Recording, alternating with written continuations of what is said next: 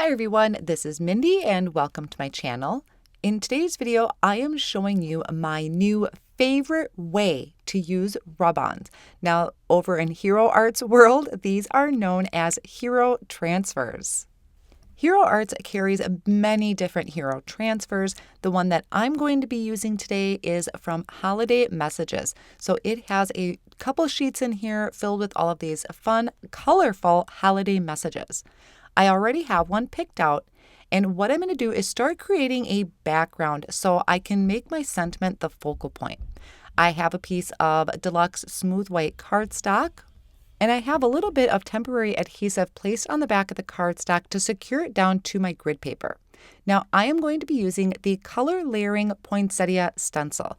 This is a 4-piece stencil. There is also a coordinating die, but I'm deciding not to use that today. I want to try and get this as centered on my card front as possible, so I actually used the 4th stencil out of this set, placed it over my cardstock, and then filled in those registration marks or those little squares in the corners just using a pen.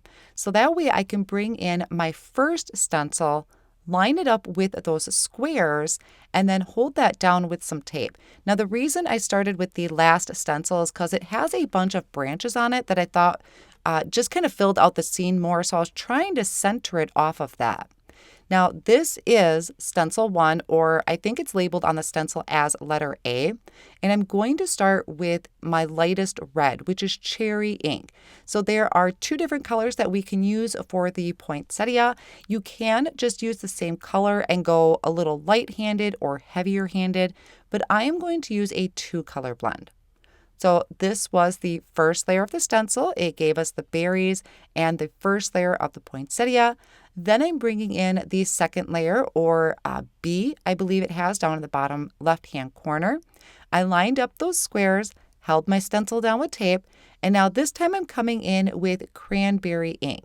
So this is going to give us some darker details to those petals, I think they are, or the leaves, I guess, with poinsettias, they're leaves, and also a darker layer underneath. So this is looking really nice. I like how this is looking so far. Now I'm bringing in the 3rd layer of the stencil, but I want to do 2 different colors on here. So I'm going to take some Post-it tape and mask off the center of my poinsettias. We have leaves on here, and we also have those centers. So I'm going to cover the centers up for right now. For the first layer of these leaves, I am going to be using green apple. It is a really nice light and bright shade of green. So I'm going to fill in all of that area. But then before I do anything, I'm going to take a paper towel and buff away a lot of that excess green ink that's in the center of the flowers. And then I'm going to peel away the Post-it tape. But now I also go back in with my paper towel and wipe up because there was a lot of excess ink on the edge of the Post-it tape. And I just want to make sure I'm getting all of that green out of there. Now I'm bringing in a mini blending brush, and I'm going to go over the centers with a Dandelion ink. If I would have had any green ink remaining and combine it with the yellow, that wouldn't have looked very good on my card. So that is why I wanted to make sure I got off all of that green ink. Now I'm moving on to the last layer of the stencil. So this one also has some details that we can add to the center, which I am going to mask off with my Post-it tape. And then we also have these big bushy branches and also details to the holly leaves. So I'm going to be using pine ink for that, using my larger blending brush, go through and fill all of it in. It's also going to add detail to our berries. I wasn't completely thrilled with having green over my red, but those are really small areas and I was not going to be masking that. I did go back through and wipe off the excess ink around my Post-it tape, removed it, and now I'm bringing in a darker shade of yellow, and this is going to be spicy mustard. It's really helpful to have small blending brushes on hand for little areas like this. So that is the last layer of our stencil, and now I can start creating my window. So I will be using the nesting oval infinity die. I was going through and kind of picked out some smaller of these ovals. I didn't want to cut a ton off of my flowers, but I also wanted to make sure I was leaving myself room. So here I have my word joy and the sentence or the words sending you, so it'll say sending you joy.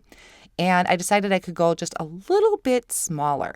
Now, if you had the coordinating die to give you more details, etch details, it also cuts out the center, but I wanted to do an oval because with the center on that coordinating die, it didn't quite give me a big enough space.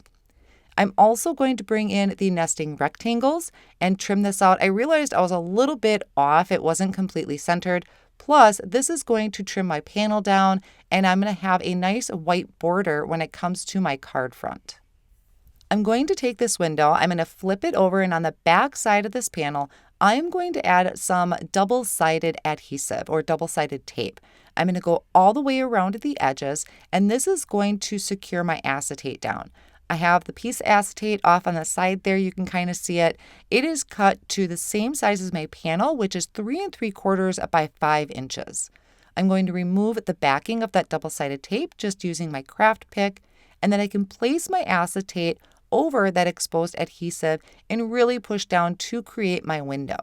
Now, before I do anything else, I'm going to want to put my rub-ons on this. And this is where the magic of the rub-ons just blew me away. This idea to use rub-ons on acetate to create, whether it's just a window or a shaker card, it looks so cool.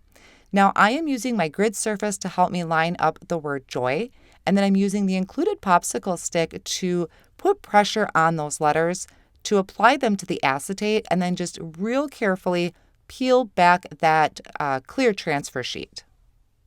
So I'm just going to hold this up, make sure that it's straight. If it's not, I can't do anything about it now, but I'm thinking it's looking really good at this point. Now, another thing you may not realize is that you can put transfers or rub-ons on top of each other. I really was not sure if this was going to work or how it would look, but I put the sending you over the word joy. Now, when you do this, when you apply your pressure over those letters, be sure not to put pressure or get onto the previous rub-on. I did put a little scratch or mark on my letter Y, and really, again, nothing I could do at this point. It's already on there. I'm just going to ignore it, but just be mindful of that. Now, to actually create the shaker card, we need to create a well, or we need to give some room for our shaker bits to move. So I took some foam tape and I'm folding it up to create 2 layers of foam tape. I'll take my scissors and I'm going to trim it into some thin strips. And here I am removing both sides of that foam tape, which is easier for me to maneuver around that oval to really kind of dial in that window. Now, I'm getting my fingers all over this adhesive, and I know some people are probably worried that I'm not going to have a great stick when it gets to the card front, but I have a little trick for that. So the biggest thing right here, though, is you want to make sure your 2 ends meet because we don't want any of our shaker bits falling out. Then I'm going to take the remaining pieces of my foam tape and place them around the rest of my panel so that it fills it in. I'm going to take an anti-static powder tool and just carefully go around the edges to try and help so my sequins doesn't stick to those sticky edges. I took the Icicle Sequins mix and added it about where my window would be onto a piece of Deluxe white cardstock. This is cut to 4 1/4 by 5 1/2. Just make sure your sequins is not piled up because otherwise it's not going to be flush when you put your cover on. Now here is that magic trick. I am using liquid glue and placing it all over that exposed foam adhesive. So if you feel like you touched your adhesive too much and you're worried it's not going to stick very well, use that liquid glue. It's also going to give me some wiggle room when I place it over my panel and gives me a little bit of time to adjust. So I had placed something heavy on there, let that sit for a minute, and now I'm bringing in the Gold Hero Pearls. I always put some off on the side on a Post-it note to get it started, and then I'm bringing it in to the center of the poinsettias. That's just going to give me a little bit of extra shine and dimension. So that finishes up my card. I have this great shaker card, and I really love how this sentiment looks on that window panel. It was like a revelation to me. I had never thought of doing this before. I'm not even sure if I seen it somewhere or how I got this idea, but it is a really cool look, and I really hope you give it a try. I will have all of my supplies listed down below in the video description and over on my blog. Thanks so much for joining me today, and I'll see you again soon.